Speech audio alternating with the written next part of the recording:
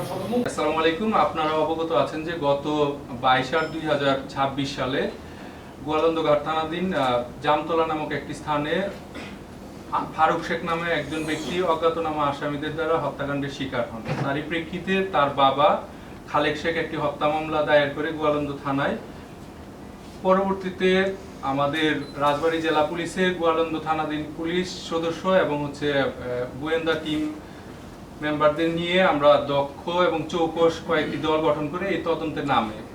এরই প্রেক্ষিতে আমরা যা তথ্য এবং গোয়েন্দা তথ্যের ভিত্তিতে জানতে পারি যে এই হত্যাকাণ্ডে তারই আপন ভাই বারেক শেখ এটির সাথে জড়িত।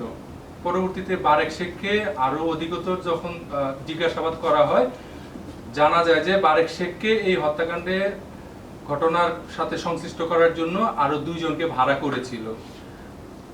মূলত এই 3 জনকে আমাদের গোয়ালন্দ থানা পুলিশ গত 23 তারিখ রাত আনুমানিক 1টার দিকে আমরা অ্যারেস্ট করি। পরবর্তীতে বারেক শেখ এবং বারেক শেখের তথ্যের ভিত্তিতে তার 2 সহযোগী সদস্যদেরকে গোয়ালন্দ থানাধীন এলাকা থেকেই অ্যারেস্ট করা হয় এবং তাদের দেয়া তথ্যের ভিত্তিতে এই হত্যাকাণ্ডে ব্যবহৃত 2টি ধারালো দা, তাদের পরনের গেঞ্জি এবং প্যান্ট, পাশাপাশি মাস্ক আমাদের গোয়ালন্দ থানা পুলিশ এবং ডিবি পুলিশ সদস্যরা রিকভার করে।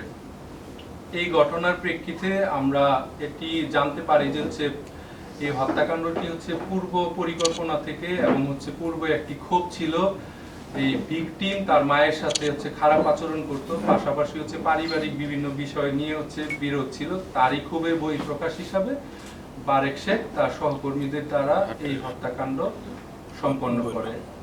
আপন ভাই ফারুক শেখ তার দ্বিতীয় ভাই এবং বারেক শেখ 3 নাম্বার ভাই। তারা টোটাল 4 ভাই, তার মধ্যে বড় ভাই একজন, দ্বিতীয় ছিল এই ভিকটিম ফারুক শেখ। এটা আমরা জানতে পেরেছি যে একটা সঞ্চয়পত্রের নমিনি হিসাবে বারেক শেখ ছিলেন। 5 লাখ টাকা। এটা কি হত্যাকাণ্ডের কারণ হতে পারে স্যার? আসলে অর্থবিত্ত সংক্রান্ত বিষয়ের মধ্যে তো এটা একটা অর্থের আইটেম আর কি, এটাও আমরা ধারণা করছি।